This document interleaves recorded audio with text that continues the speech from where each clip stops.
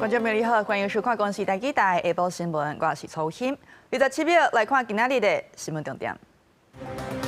劳动节立委高金素梅涉嫌诈领助理费，台北地检署早起指挥调查局搜查办公室甲徛家厝。一个中国游客住伫林宝市阿里山公务宿舍翕影片，讲早日返来祖国，林宝市启动调查。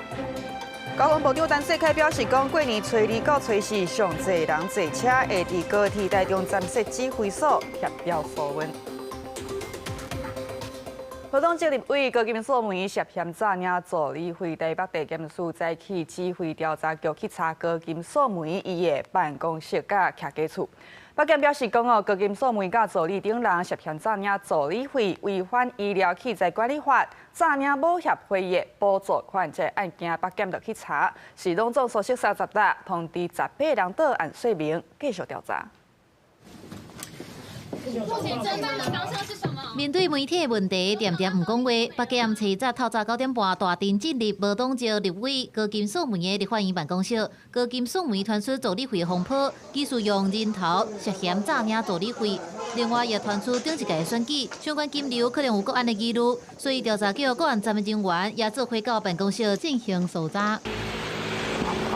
北检分真济路，唔拿超办公室。透早宣告伊伫阳明山的徛家，北检证实有对高金素梅搜查，唔过无方便说明。对不起，我们很久没联络了。含高金素梅熟识真久，李丰源坦白讲，两人真久无联络啊。国民党的立委罗志强是批评赖政权搜查高金素梅，民主hand当来啊。台湾民主在赖清德的手上已经是完全的不演了，现在是动了高金素梅，下一个又要动谁？我还是希望司法应该在捍卫公平正义的底线，不应该成为执政者打压异己的工具。不过，邱发声讲，司法无应该正做执政者打压无共立场的工具。针对罗志强直接讲是政治迫害，另外立委反击，若无做唔到代志，是安怎就去改辩解？如果没有犯法，为什么急着出来漂白？过去高金素梅委员确实有非常多令人感到纳闷的。引起争议的讨论跟言论，例如在总质询的时候，对着行政院长说出“我们习近平主席”。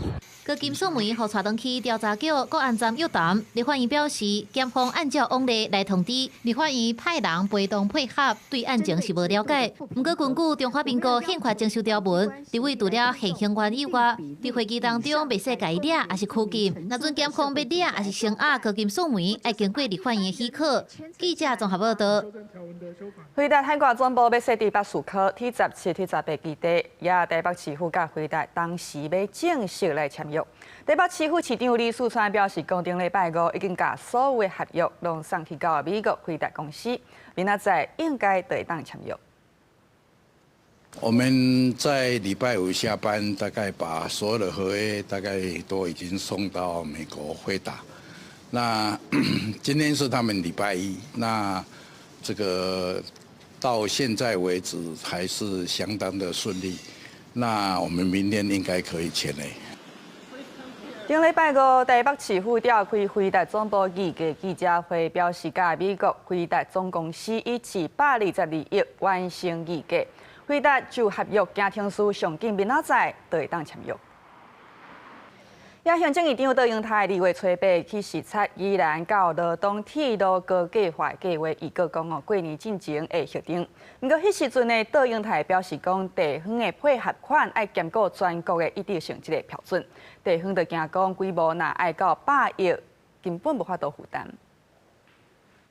行政院长杜英泰初8视察宜兰到罗东的铁基路高架化计划，伊个旧历过年进前会当核定，不过伊的地数却引起地方忧心。那另外就是我们要取得全国性一致的标准了，全国性一致的标准，看看其他县市在各种这种中央地方分担的过程当中，有一个一致性的标准。杜英泰表示，铁基路高架化地方配合款需要兼顾全国一致性的标准。不过，去年10月初9，行政院召开综合规划研商会议，中央各部会甲县政府就地方财政负担来协商，最后达成共识，地方配合款由原本的105.58亿调降至72.72亿，免地方来负担用地甲基地处理费用32.86亿。院长的讲法，互外界烦恼，宜兰铁基路高架化地方配合款恐惊会交到登去原本几百亿的规模地方根本无法度负担。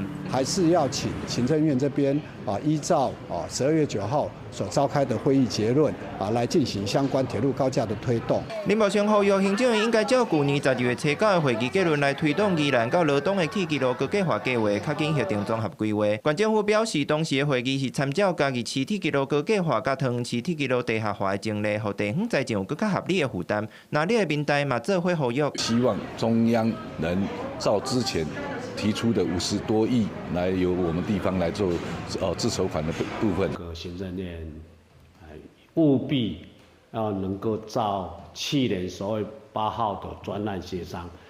宜兰至罗东的铁基路高架化计划总经费501.54亿，全长15.85公里。综合规划核定了后，就会当动工，预估2035年通车。针对地方呼吁铁道局回应，目前综合规划已经报行政院等待核定，会配合最后的审查结果。记者综合报道。来讲3天前，伫咧屏东一个19岁的少年人，甲车里店有纠纷，转放火，甲店头家翁仔某2个人烧死。好，最高法院判这个少年人无期徒刑，专案确定。也已经互判刑啊！这个少年人也阁呛声讲，伊拿出来要甲死者家属因规家伙仔总抬死，是互家属真惊吓。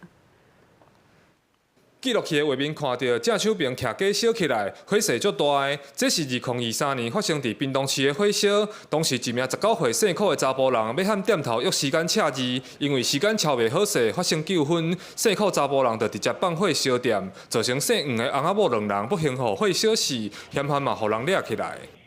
他杀了2个人，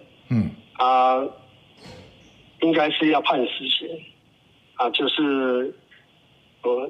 这个台湾的司法就这样，还是有点失望。规个案件2024年11月，屏东地方法院一审判决，姓柯的查甫人犯杀人罪，判无期徒刑，而且褫夺公权终身。双方不服，拢提出上诉。2025年10月高雄高等法院2审维持原判，驳回上诉。检方认为姓柯的查甫人罪孽重大，佮提出上诉。今年2月初时，最高法院定案，维持一审判决。只能说是无言啊，因为小老百姓就是也没有什么话语权我们期待也是司法给我们一个公平公正的结果嘛。死者家属表示，面对无期徒刑的判决足无奈，不满杀人罪判无够重，而且嫌犯伫看守所会面的时，佮捌呛声闹出去，一定会害死者家属规家伙仔，也佮有做证的证人，互家属感觉惊吓不安。记者柯明哲，屏东报道。也高雄警方伫这2个月是搜索接到卖场报案，讲着贼头，调查落去发现，讲拢是同一个品牌大卖场，台南甲台中拢有店家受害。警方就表示讲，嫌犯是专工偷介绍关的保养品甲营养食品，伫咧家己的网络卖场用一半介绍俗俗啊卖，初步估计这个销售钱有上百万。探店员无咧注意，37岁以上的查甫人，黑色的卡邦拍开，架下顶悬的保养品开始沙咧一直落。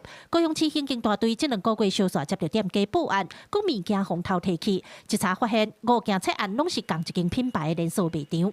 警方表示，嫌犯因为发现这间连锁卖场的防盗措施无启动，后来就针对同品牌店来下手，偷提物件拢是介绍较悬的保养品，也是保健食品。窃嫌犯案前会搭乘火车，换乘计程车。再徒步绕行巷弄小路，犯案后也是先徒步绕行巷弄小路后，再行搭乘计程车逃逸，刻意制造多处断点，企图借以规避警方查缉。警方扩大比对，阁发现嫌犯作案的地点就连台南、台中拢有，特别偷摕物件价值拢伫咧4万到8万迄卡刀，初步掌握拢总有14件册案，店家损失超过100万。警方强调，嫌犯加假趁甲这查拉柜放伫家己的网络卖场，用市价一半来卖，有时佫会看人客路订做本衫才去卖场偷摕。除了甲人按照尺度做以上法办以外，也当咧清查网络卖场，了解是毋是也有其他店家受害。那在我们这个查缉到案之后，他的这个网站已经关闭了，这是他的销赃管道。找一些比较通常的商品一些那个药妆，在网络铺货。嫌款的网络卖场小介讲经营9年，所有物件保证原厂正规，看起来相当的靠实。警方也提醒，虽然甲嫌款买擦拉过的人客拢是不知情的善意第三者，被追究责任。不过，民众网络买物件，若看到介绍警察伤济，拢爱注意，避免开钱买到麻烦代。记者柯家族区条用郭永昌报道。最近有民众发现讲一个对中国来游客住伫咧林宝树阿里山的公务宿舍，和中国人哪会住伫咧公务宿舍，佮翕影片讲早日返来祖国。林宝树调查落去，发现讲是遐员工订房间，说互中国的朋友去住，已经违反公务宿舍管理规定，会来处罚。天气真的有点冷，然后昨晚上在这里面住。你在公宿舍？现在是凌晨的4点多，我们现在马上去看日出。哦 ，follow me。中国游客翕影片，讲家己住伫员工宿舍，透早4点外就要出发去看阿里山的日出。这位中国来游客，因落翕看日出的过程，俄勒眼镜的风景，不过刷伫影片的最后讲出这款话：愿宝岛台湾早日回到祖国的怀抱。这样我们听起来就是不会很开心，不太适当，不太能接受。这名可能用探亲名义入来台湾的中国人，甲去看阿里山日出的影片放伫网络，引起真侪民众的讨论。认为一个中国人为什么会当住伫林宝树阿里山的公务宿舍？林宝树家己分署经过调查了后，发现是别个单位的员工用家己的名去替朋友申请住伫遮。连当地的人要有亲戚朋友来，要跟他们订房间就订不到了，何况为什么会跑到中国人可以住？我们也觉得很纳闷。实际住宿人员并非简姓员工，而系其友人，以违反该规范，将函请其任职机关针对简姓员工违反规定进行查处。林宝树家己分署表示，这个宿舍是提供予林宝树也是其他单位的公务机关员工出差住的所在，无开放予一般民众使用。未来会加强审查和管理，避免同款的代志再来发生。记者林慧婷家己报道。我们现在马上去看日出。特别过年啊，台股特别宏观，也受到美国大企来带动，今仔日台股上悬是冲起到33000点。台股今日搁再创历史新高，冲起33000点，收伫咧33072点，去668点。也台积电是收伫1880块，去65块，同款写纪录。交通部伫咧今仔日办记者会，部长陈世凯表示讲，过年的疏运已经准备好势。2月18初2到2月20初4是上侪人坐车时间，会伫咧高铁台中站成立前进指挥所来协调大众运输工具，小偷人丁。就这要过年啊，今年春节的连假有9天，民众回乡也个出去耍的需求增加。到2月初9，台铁总定位数已经到79.5%。为了要迎接高铁台中站2月18正月初2到2月20正月初4是旅运的尖峰期，交通部已经请高铁公司伫高铁台中站成立前进指挥所，也请台铁甲公路局派人进驻，提早做稳固联防措施。高铁比较塞，那我们就希望说台铁在轨道运输上面能够负担更重的责任。好，那大家也知道说在过年的时候出游，在国道上面也可能会塞车。好，那所以我们也特别推出了国道客运的这个打折的这个计划。交通部初10开115年新春记者会，部长陈世凯亲自主持，回看过去1年交通部克服极端气候挑战的施政论性，也展望今年几6项重大交通建设的规划成绩。像高铁全新世代列车，应该今年8月会运来台湾，明年8月开始营运。台湾高将以斥资275亿元来引进12列的新世代的列车，也就是大家所期待的 N700ST。因若高铁延伸宜兰的经济，但世界讲这是国家重大建设，也不是讨论，不是延伸。工程科技可行，好，这是第一点。第二点是国家的预算能够支应的状况底下来做最务实延伸的讨论。但世界强调，春节运输已经做好万全的准备，会努力让疏运更加顺。今年会努力调整台湾的观光体质，让国际旅客会当享受好品质，创造旅游业的产值。对观光署本来是按算4月要撒5大非假日旅游补助，总经费23亿，但是因为今年度中央政府总预算也卡掉的，但世界希望立法院会让赶紧通过预算。记者综合报道。社会主体地下停车场出现高级跑车申请资格，引起讨论。国家主导中心就公开114年度中央社会主体招组的审核的数据，强调讲有定期查核，确保公共资源有合理来分配。民团就呼吁讲，这个去社会主体包租代管甲租金补贴这三项政策，爱互相来配合，才会当真正来回应民众大家的需求。最近有网友发文指出，社会主体地下停车场出现几台高级跑车，引起外界质疑。社会主体申请资格审查敢是造假？对此，国家主导中心头一摆公开114年度中央主体招租审核数据，强调透过定期需要查核，甲停车资源公平共享机制，确保公共资源合理分配。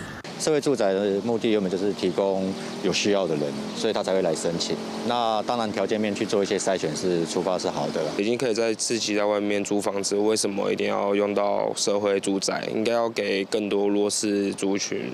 以114年度中央社会主体招租申请的概况来看，包括艋舺安基、南口社体等全台13个案场，申请总件数达到22504件，有2006件无合格，无合格率8.91%。主要原因多数是所地还是财产超过底限，其中分邮专安定社体无合格率甚至超过1成。台湾现在面临的一个状况是，社会住宅的数量基本上是不多的。台湾的社会住宅的口开得很大，资格相对是放得比较宽。像是刚出社会的年轻人、新婚育儿的家庭，还有身障、高龄长者等等。希望经济及社会弱势的家庭都能够获得社会住宅的居住协助。唔拿申请爱心，主导中心也强调，社体租期采3年一期，需要的是爱重新审查资格，唔是一组就会当永远大。以南口社体为例，家庭年所得爱伫144万以下。家庭成员每人逐个月平均所得袂当超过59150块。基础团体呼吁，兴建社会主体、社体包租代管甲租金补贴3项政策爱互相搭配，才会当真正回应多元居住需求。记者综合报道。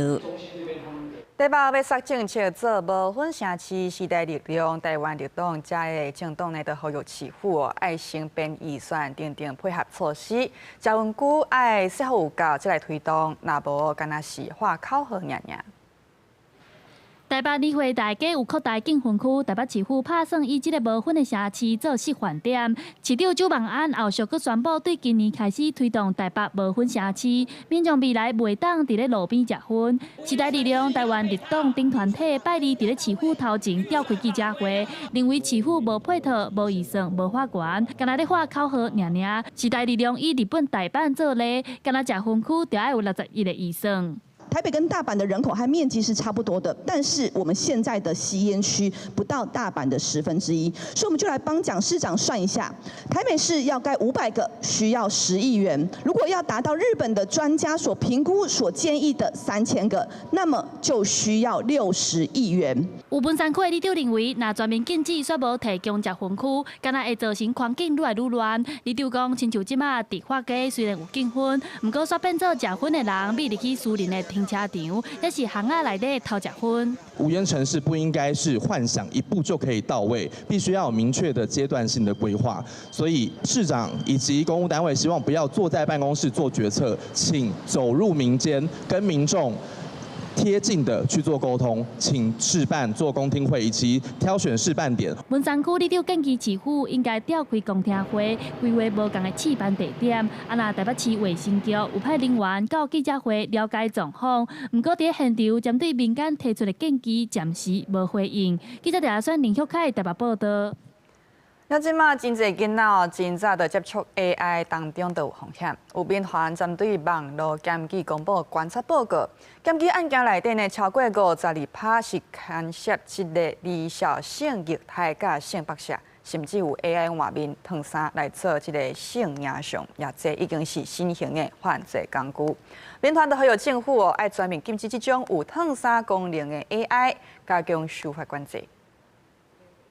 即马有真侪学生会使用 AI 来找资料、做报告。有民团公布为本547网络检举专线的调查，去年有买4700件有效检举内底，牵涉儿童青少年、性虐待甲性剥削的有52%左右。民团讲，不当使用 AI 的状况，甚至加上 AI 画面甲烫衫的功能来形成性影像，即摆已经变做新型的犯罪工具。现在不需要再花费力气取得儿少的私密照我可能只要一张生活照，我就可以大量生成儿少的性向。看到这个 AI 的这个聊天式的 AI 这个保护机制仍然是不足的那即便清楚的告知是一名儿童，这个 AI 它仍然可以产生一些色情的对话那长期下来可能会减低儿少的性敏感，导致这个诱拐的一个风险大增。受害者一定会有压力嘛。那其他人会不会也害怕说下一个就是自己，然后就会对这个社会比较没有那么信任？为了所谓安全，民团希望政府、教育甲法律拢爱较齐全。卫福部表示，对112年修法了后，针对制作离小性影像甲传播，已经会互人裁罚。教育部讲会加强校园的教育，也和电信公司合作推出数位工具包。我们成立的性影像处理中心来做申诉。那这个性影像处理中心是365天全年无休的。我们也跟中华电信来做一些合作，它这些合作包含了就是我们发展了一个所谓的数位工具包，提供我们的家长们能够了解跟管控，还有那个适度的引导我们的孩子如何使用我们的数位工具。民团提出诉求，希望政府全面禁止烫衫功能的 AI 工具。因也认为网络业者甲科技公司有社会责任，应该爱防止用户使用。记者陈心东、王志光台北报道。大考中心今日召开考试委员会来审议学测违规的状况，也当中伫咧答题卷写甲答案无关系文理学是符合，最后拢总有924件，是比去年增加406件。伫个年固定的化学结果为笑面，这表图顶悬是上期的面。115年学测有924件伫个答题卷顶面，写甲答案无关系文字也是符合违规的，比114年增加406件。我们最主要的重点是这些是违规的，不在于他画了什么。这个违规照规定扣这节考试科目的1积分，伫个考区提报违规，也是以无早考试有效的证件上济有252件。第二是验零写了后，在电话煞无安全关机，按照规定爱考迄科的1积分。有某一个个别报名的考生，第一天数学 A 考完，身份证放伫个拖仔袂记哩。第二天考英文的时阵，发现身份证无去。经过监视人员同意离开座位，到走廊通知家长。毋过对落地提出手机互认定是违规。第三天数学B结束进程，家长提出报案的证明。因是有效证件没带，扣1积分，随身嘛，所以就3积分了。可是事实上他还没有打通，因为他的手机没有缴费。这一个英文就是4积分了。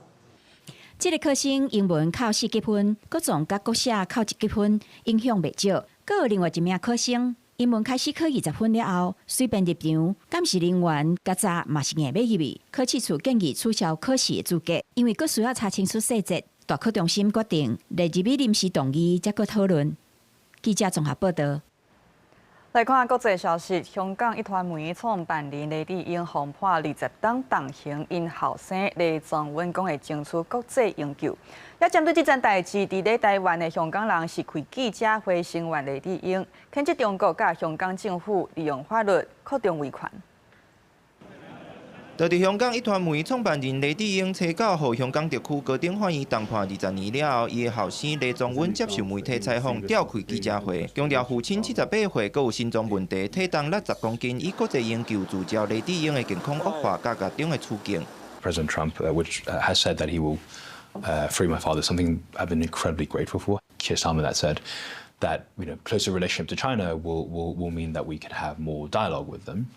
So my father's case is the test. I'll keep fighting for his freedom. 伫台湾的香港人，早早起嘛召开记者会，声援黎智英，谴责中国甲香港政府把法律当作是威权扩张的武器，打压民主甲自由。他明知道自己很大机会已经没有办法或者离开这个监狱，但依然他对旁边的人微笑，甚至做出一个咬苹果的手势。他并非单一的个案。它是一场中共的一个政治的示范展示，就是如果你拒绝就是跟中国妥协的是后果是怎么样？江照天认为，香港法院再判20年有期徒刑，除了是对李智英本人的严刑以外，更加是对香港新闻自由的威胁。嘛有香港反民主派人士继续流亡海外，伫国安法的乌鸦来生活，唔敢出声。北京曾经对香港的所谓的一国两制，到现在已经变成是北京的全面管制。今天香港它只是第一个受害者，可是他绝对不会是最后一个。这不是一个针对李智英或针对某一家媒体的判决，这是一个警告，这是一个政治迫害，是用法律来打压新闻自由。香港变成青年也指出，台湾社会一定要清醒，中国的威权红线敢若会不断扩张，台湾就要积极把自由守护掉，强化社会防卫的韧性，互家己甲国际连结更加坚定。记者综合报道。美国众议院针对爱普斯坦性犯罪这战是甲关键共犯麦克斯韦尔叫来问话，结果对方呢拒绝配合，也搁开条件。律师代表出声讲总统川普甲伊特赦，伊才要照实讲。爱普斯坦性犯罪案上关键的共犯麦克斯韦尼，车到伫德州刚刚接受美国众议院主要调查委员会的闭门传讯。即马64岁麦克斯韦尼，2021年因为当年真侪项有关未成年少女提供予权贵淫乱佚佗的罪行，互判20年。民主党议员宣告的问题重点，集中伫其他4位共谋的真实身份，也有另外25位爱普斯坦调查案无妨起诉的人。现任的总统川普甲爱普斯坦的社交关系，也有川普敢有甲伊的律师群讨论过特赦的可能性。议员是准备好啊，不过麦克斯韦尼煞引用宪法第5修正案，保障个人唔自证基罪司法权利，唔回答任何问题。伊的代表律师佮进一步表示，只要川普总统甲伊特赦，伊就会老实讲出一切。Maxwell should have no hope of ever getting out of prison, but today she, through her lawyer, explicitly stated that she wants to be out of prison through a clemency that this president would grant, and she is campaigning over and over again to get that pardon from President Trump. And this president has not ruled it out, and so that is why she's continuing to not cooperate with our investigation. The reality is she is a monster. She should be behind bars. She should stay there. 这个伫欧美真侪国家牵涉到政治领袖、王室名流、金融高科技的头人，也有学术精英的性犯罪买贷案件，已经连续有真侪位相关人士失职接受调查。亲像法国前文化部长雅克隆，也有挪威的资深外交官尤尼。英国首相斯肯尼也因为任用甲爱普斯坦往来密切的曼德森担任驻美的大使，互党内党外责备批评爱伊落台。苏格兰工党的领袖萨尼瓦初九也表示，要求斯肯尼辞职落台，表示混扰要结束。当暗斯肯尼伫下议院对工党议员发表演说，讲伊袂走，会继续战斗。前一天，斯肯尼的副手之一东陵街幕僚长麦斯韦尼主动请辞，理由是当初时曼德森这个人选是伊向斯肯尼推荐的。公司新闻王慧文报道。社群媒体敢有调降设计机制，互人会买掉咧？也这会危害青少年的健康。针对这个问题美国加州甲新墨西哥州是展开2场审判。律师指控 Meta 甲 Google 因的社群平台明明知影大数据的演算会对囡仔发育造成伤害，也是为着要趁钱对外讲因的产品真安全。也这2场审判结果会正做未来大型科技平台规范的指标。洛杉矶法院门口，足侪为英国来的士大人，因手摕囡仔的微照，控诉社群平台用会见软体设计，害因的囡仔失去性命。这桩指标性诉讼的原告是一个即马20岁的女性，伊控诉 Meta 甲 Google 调伊个设计像梅的软体，互伊伫咧细汉的时阵就有心理疾病，还有社交障碍。原告的律师佫指出，公司内部文件证明，这个平台拢是为着趁钱，而且调伊个设计，互囡仔大脑会研的数位机器。But we've met the American British parents and we're here shoulder to shoulder to show our support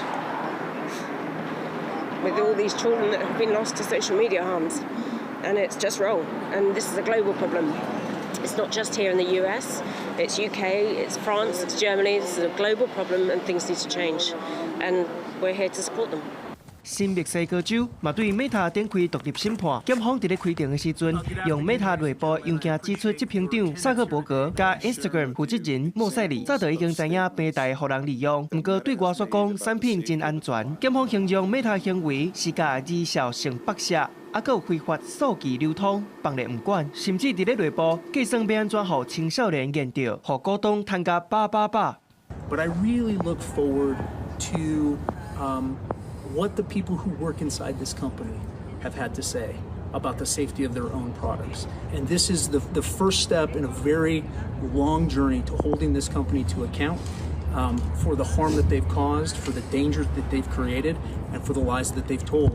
这场诉讼全球足注心的，因为足侪政府早就已经对大型科技平台失去耐心。澳洲已经通过全球的法律禁止16岁以下青少年使用杀菌软体。法国加西班牙嘛有准备要跟进，限制15岁以下使用的权限。虽网科技公司控辩讲有言论自由加监护权的疑虑，不过面对愈来愈严重的青少年心理健康危机，美国法院头一摆会决定未来杀菌平台是毋是爱伫法律当中爱为着产品设计来负责。公司新闻。地为人编译。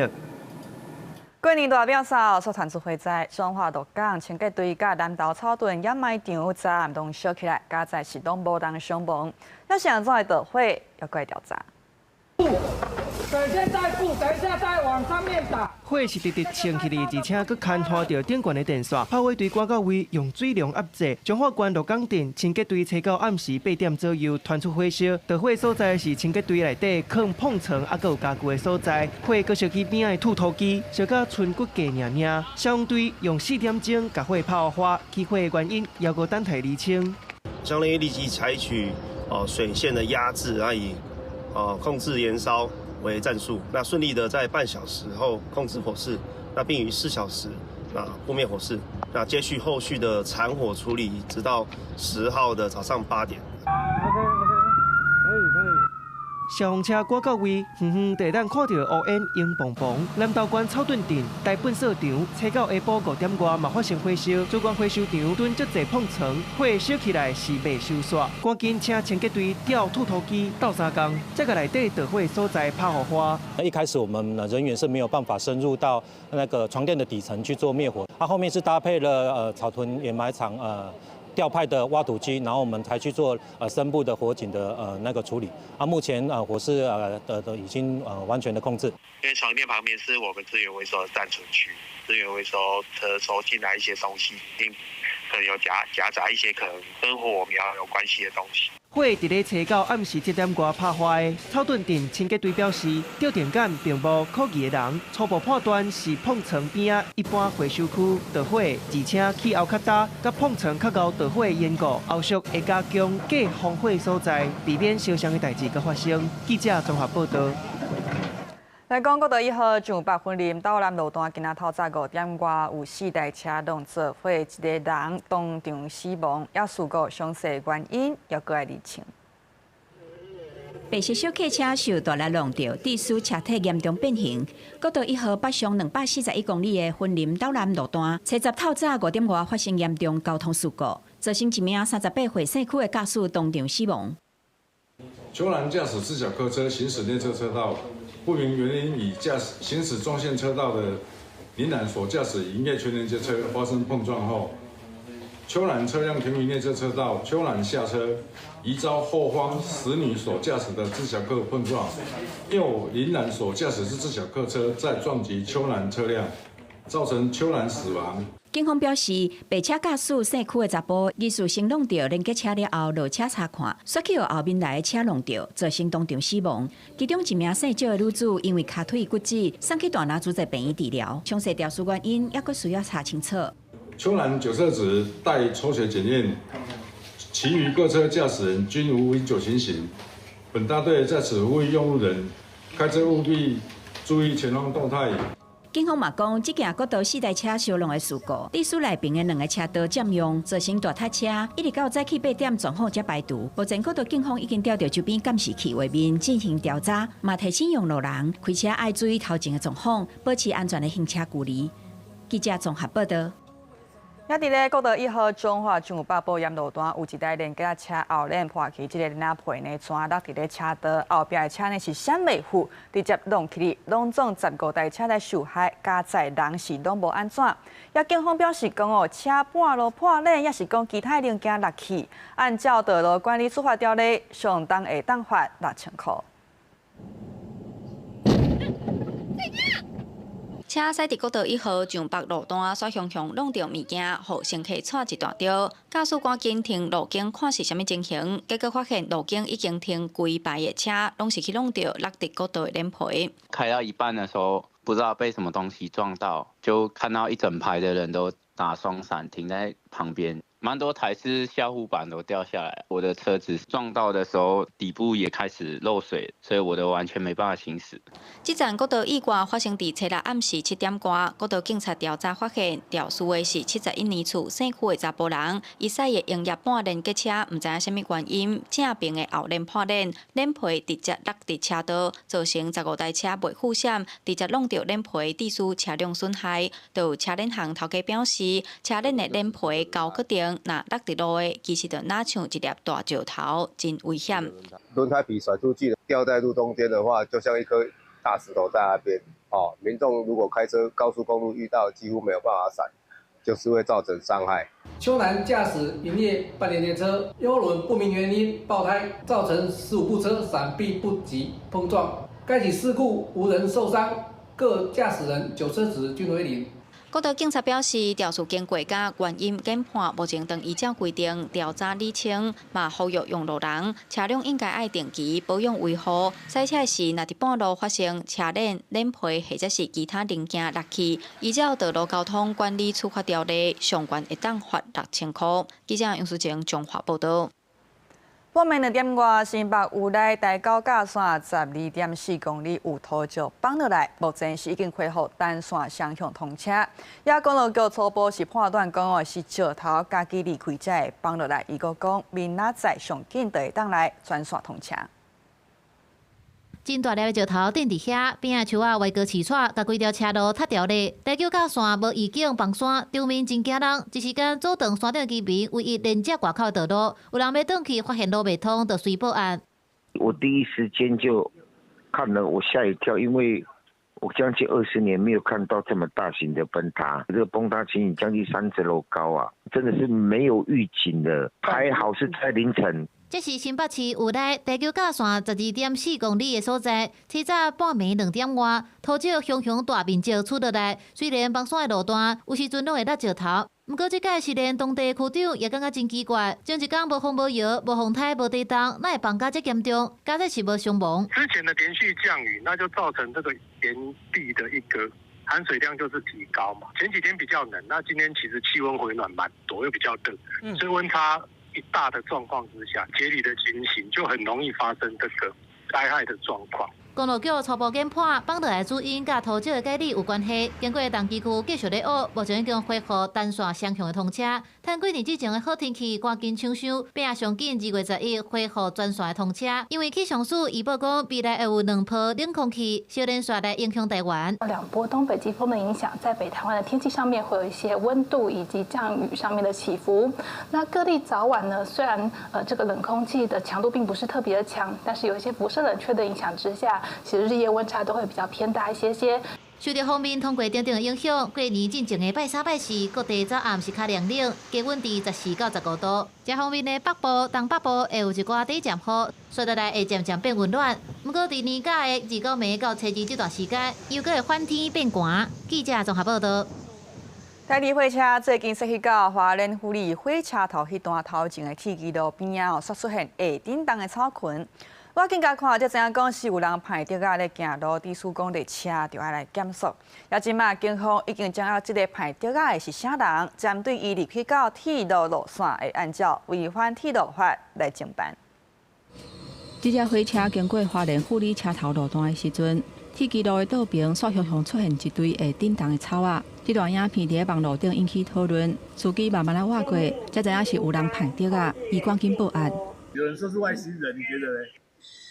应该是人类吧？人类啊，那当下看到会不会吓一跳？应该会吧。这样就已经侵入了，你都说你都走到1000，因为我们那个车头也会镜头有拍到，这个不行，这都是违规的。这个入侵铁基路的事件发生在咧初九早起11:44分，一个姓李的查甫人去错德啊，歹者德啊沿铁基路边咧行，迄当阵所有经过的列车拢爱减速。这个查甫人的行为已经违反铁路法第57条，过路人甲车袂当走入去铁基路的路线。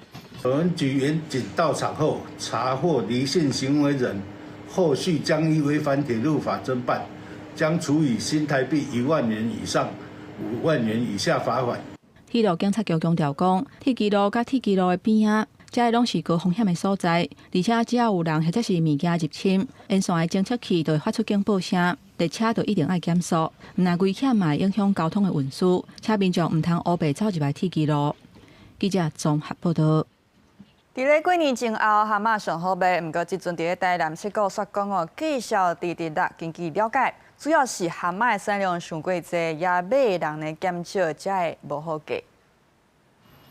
公司加挂葱啊，再搁放挂蛤蟆落去煮，伫天气寒啉一罐蛤蟆汤不只烧热。不过实际行去市场，今日买蛤蟆的饲草无因过好，反而讲近来确实销路明显较歹，因认为参整体经济有关系。所以大家经济不怎么好哈，所以也有较萧条。所以生意有较萧条，啊，人客消费嘛较少啊，较少。台南市蛤蟆主要产地伫7股，因过过年前拢是蛤蟆上市的好时机。照理讲，产地绩效拢会小可起，今年煞因为无因过遮尔急，需求量无大，致使影响到绩效。另外加上婚林大西一带今年有提早咧收，量走出来嘛压缩到7股遮的产地。养殖户讲，因过这个期间大半收买绩效一袋斤会使到100块，今年买1万价，致使落甲剩过60块。因为进前大西是无几样出来，啊，即马差不多1个月前伊就开始出，啊，即马出的时阵，变成阮遮掠走袂离，伊啊掠走袂离啊，啊量就积海啊。同一个尺寸的这个文革大小的话，同一个尺寸哈，它比去年的价位大概低了3成至4成哦。在这个池边交易的时候，毛养殖业者分析，因为袂少人会安排国内旅游，纯粹来产地买海产。不过近来大家安排出国旅游，加减影响到消费形态。因为大家都要出国的话，就其实玩乐、住宿、行销这边都会需求没有那么大，所以就导致于比较短销。养殖户坦白讲，蛤蟆无法度放久，烦恼排斥，伊嘛烦恼天气若转变，蛤蟆嘛较会有变化。伫这款压力之下，伊希望政府通协助拓展通路，稳定产销，避免绩效一直落。记者从台南采访报道。有嫌犯对越南走水路走私毒品来到台湾，才叫移港台伫山区、台伫公园，团伙买毒品的人，也警方是抓到16个嫌犯，查扣毒品，也这毒品是价值上亿。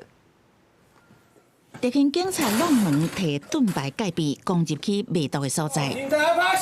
调查半年外，发动12届搜查，掠16个人到案，查扣市值上亿的毒品，也有重证物摆归岛面，有各种的大麻制品、毒邮票、4盒仔等。警方查出毒贩仔专程拢无实际见过面接触，就完成交易。他们分别在双北地区、桃竹苗、台中、彰化、高雄等地。透过藏宝埋宝的方式制造断点，也是有。伫新竹苗栗较热贴的山区，用手挖出几落地大麻，拢是海运走私来台。专案小组调查，4例的假地啊造成卖毒集团透过伫台湾的移港，将毒运去山顶先抬起来，搁换正侪所在，到尾大胆带伫市区的公园，全台湾拢有。大家的毒品买卖拢靠 Telegram 协谈，嫌犯翕台毒地点的影片，互买主家己去提货。双北市有真侪公园，像讲光复简易公园、海港公园，甚至有囡仔伫佚佗的塔城公园，拢有带毒品。其中台北市公园处回应，伫案发地点加强巡查，若发现各样，拢会随通报警方。就是会觉得不安全，感觉这边好像很多这样的交易，大家都不敢过来。我不觉得这会造成一般民众治安上面或是人身安全的问题，因为那是他们自己交易。补发集团靠真秘密的通讯软体，用加密货币伫卖卖，就连交会都无见面，用科技来辅助，相对查达到2年的时间，即马才去互人掌着。面对多元的卖毒手段，后续要安怎有效打击，嘛考验执法单位。记者采访报道。根据国检署调查，平均每3人都有1人接触到家庭的离手婚、离科医生的分享案例。讲囡仔扫袂停，才发现讲因阿公呢伫咧厝内食薰，刺激到囡仔气管来发炎，也即个离手婚呢，就算开窗仔门来通风嘛无效。医生就讲要解决问题，就是莫有人食薰。囡仔过敏的疾病愈来愈侪，儿科医师洪华喜顶一日伫咧社群媒体分享一个个案，有一个囡仔扫真久扫袂好，过敏真严重，症状拢无改善。后来才知影，即个囡仔因阿公拢咧厝内食薰。胸坎科的医师讲，二手薰已经去互国际癌症研究中心认定是一级的致癌物质，嘛是环境的过敏源，会引起下骨、过敏性鼻炎、慢性气管发炎等等的症状，就算开窗仔门通风嘛无效。之前正好是呼吸道有发炎，这个二手烟这个状态就足以构成他咳嗽的原因了。二手烟的危害只有在家里面不要有人抽烟才有办法解决问题。根据国检署的调查，咱国大人食薰的比例虽然已经为2008年的21.9%降到2024年的12.8%，不过家庭二手薰的问题从到大也是真好解决。2021年到2024年为原底28.9%，压悬到35.6%，增加超过6个百分点。去年健康促进年报嘛显示，平均每3个人都有1个人家庭有二手薰的问题。反食薰的团体表示，最近这几年电子薰甲加烧薰等等新型的薰品，嘛会恶化家庭二手薰的污染。很多的有毒的化学物质，它一样有二手烟、三手烟的危害，所以它在室内使用，事实上对家人或对你的同事、对你认识的人，其实是直接的一个侵害。国检署提醒，二手薰会掉伫咧衫啊、头毛、壁啊、甲桌啊、椅啊等等，形成有危害的物质，会变做是目睭看袂到的三手薰，持续对厝内人的健康造成影响。呼吁有食薰的人，都要尽量利用多元解薰的服务，共同打造无食薰的家庭环境，来守护亲人的健康。记者综合报道。茶文化是咱生活当中真重要的一部分。19世纪的台湾就是出口茶米，走向国际贸易。就有民间团队利用 XR 实景技术创作剧场，讲台湾茶外销海外故事。也现场哦，阁有请茶艺师泡茶，互观众哪看戏哪食茶。即阵这批茶哦，是照你要求的死成版的，结果咧，我一咧看吼，拢总着缘啊，茶菜吼全部拢求甲这款型啊。透过 SR 引电实景的技术，带观众进入19世纪后期的台北大潮亭，看东方美人茶是安怎出现，甲台湾茶外销的故事。有民间的科技新创团队，甲台大资讯网络与多媒体研究所合作，改编作家邓玉辉的小说《东方美人》，佮结合地质甲嘅音乐，创作沉浸式剧场，希望互观众透过五感去感受故事。2年前啊，我来这个所在听到简碧清伊甲因翁婿伫咧遮拉大提琴，甲伊有一个嘛是茶席拄啊好，我伫咧做即个 XR 可是我想讲除了即个鱼啊、甲鼻、甲喙做伙我用迄个目睭甲即个故事甲结合做伙。东方美人这款茶米茶，因为茶青着烟了后，茶会有别的香味。为着要互观众哪看剧情，也通哪享受茶香 ，XR 沉浸式剧场结合虚拟甲现实，现场原来有请茶艺师泡茶，互观众啉，在几出戏中间拢总通啉到4种茶。头一支是碧螺春，是绿茶；那第二支是冻顶乌龙茶，是咱台湾遮的特色茶。第三支是东方美人茶，佮第4支是老东方美人，都是泡茶这文化加入入去。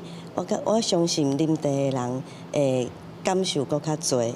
SR 剧场拍算拜2、拜3办伫台大，制作人表示，150年前台湾透过茶米行向世界，今嘛咱用科技，互世界认捌台湾，嘛希望透过文学、音乐，也有 SR 技术，互观众伫戏剧甲现实之间，看19世纪的大场顶地业发展的改变故事。记者卢尚如、郑俊友台北报道。全球暖化冲击生态，毋过有科学家发现，讲伫咧挪威将有可能因为是海冰涌起这热温的变较集中，所以愈好掠，也北极熊颠倒变大块。北极地区的冰架受到全球暖化的影响，一直咧求水。科学家对着挪威伫咧北极地区的斯瓦巴群岛做27档的研究，发现当地无冰架的日子增加100天，平均每一年增加4天。科学家嘛追踪700只北极熊，发现大汉的北极熊的体重并无因为冰架减少来变瘦，伫咧2000年了后颠倒变肥啊。What we see then is that when they are on land, they do take other sorts of prey. They hunt reindeer much more than they used to. We get a lot of observations from people seeing that, and we also see it more frequently ourselves. 研究人员讲，可能是因为人类无搁继续乱输捕猎，互北极熊甲海象的数量增加，北极熊搁较高找到猎物。因为即马冰架的面积减少，互海拔分布的所在搁较集中，互这北极熊的捕猎行动搁较有效率。安尼嘛，互因搁较高囤脂肪好过冬，或者是探后一代。毋过全球暖化若是继续，时到若拢无冰啊，北极熊可能找袂到食，腹肚就爱下起来。We do think that in the future, at some stage, we will see the bears starting to get thinner. So the good news is that we're not there yet. And why we think so is that you don't find polar bear anywhere in the Arctic where you don't have sea ice part of the year. 科学家嘛警告，北极熊过掉安怎，就是全球暖化上重要的参考指标之一，也就是咱人类爱好好面对的问题。公司新闻张惠敏编译。来看下半晡的天气。